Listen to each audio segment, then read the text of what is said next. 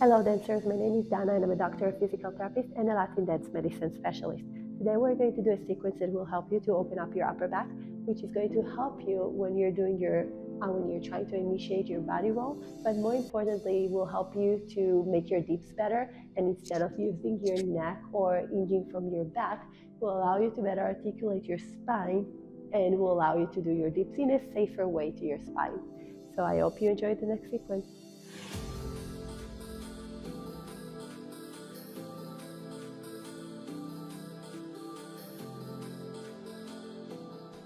Hello dancers.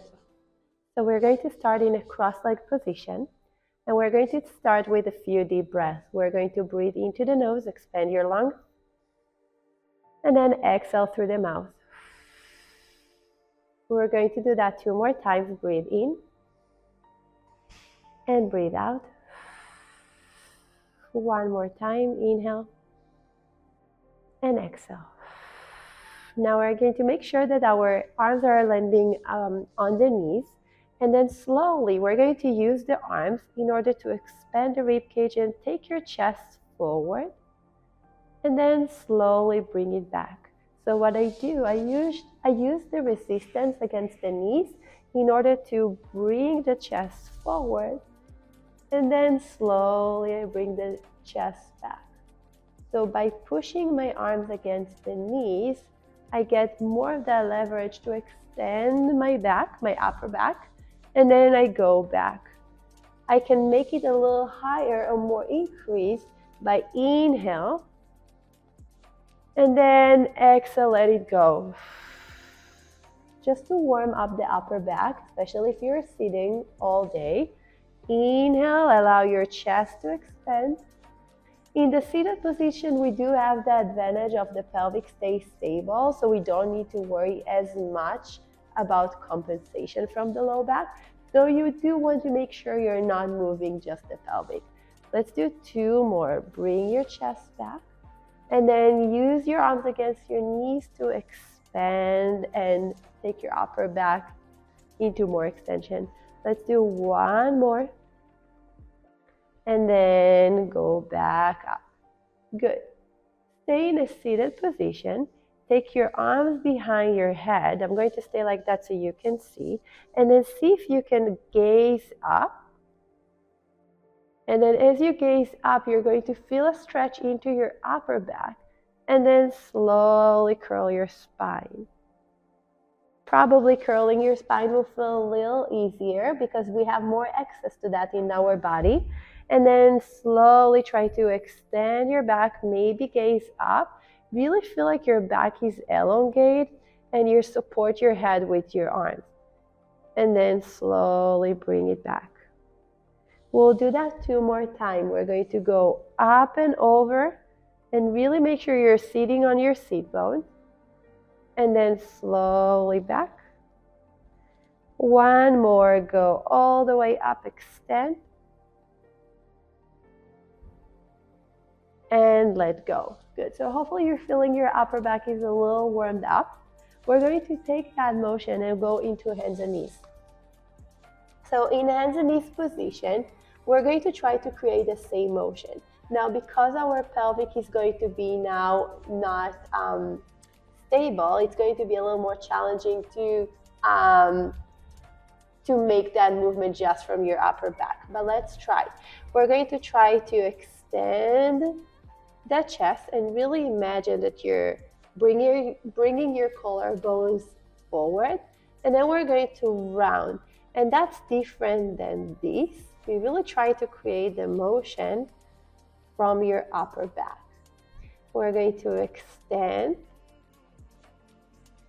and then bring it back. Now if you struggle with that, another way to try and make it more precise is by taking it into more of a child pose. So when you're extending, your pelvic is blocked, and then it may allow you to move more from the upper back. A lot of time, this is a range of motion that we have a little more struggle to access. So whatever make you feel like you can move better, this is what you're going to choose. So maybe if you try a few of those, and then you come back to hands and knees, it may feel a little easier. Good. We'll do that for 3 more times. You can head the head, but it's not that we're moving the neck.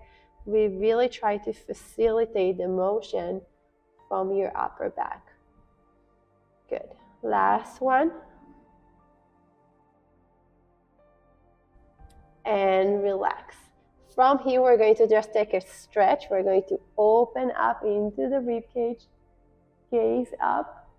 Oftentimes, open up even for rotation is going to buy you a little more range.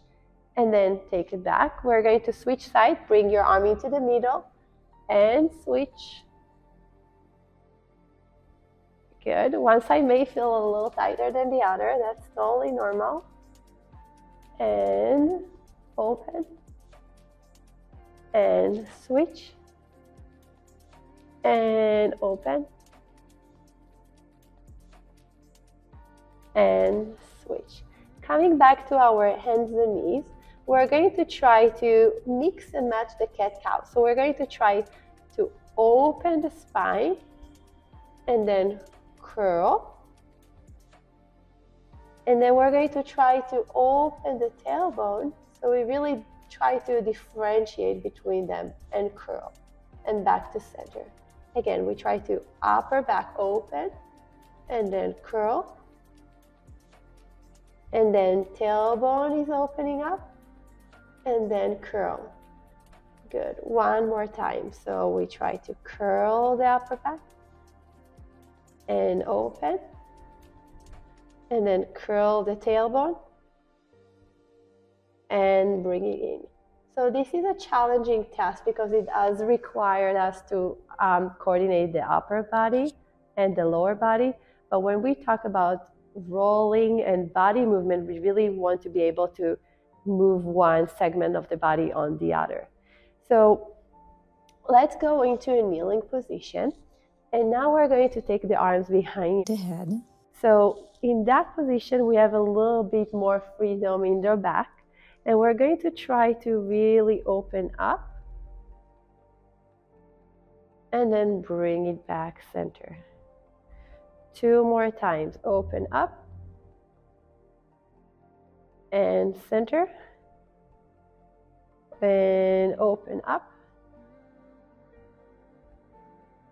And center. Good. So that was the sequence for today. We went through exercises that will help you to get more mobility and flexibility into your upper back, which is going to be really helpful when you're trying to work on your body rolls, but also your back bends and dips. I hope you will find that useful, and please use those exercises as a good foundation to the other exercises we'll do in the future. Make sure you subscribe to my channel because we'll have great videos and great resources for you in the future.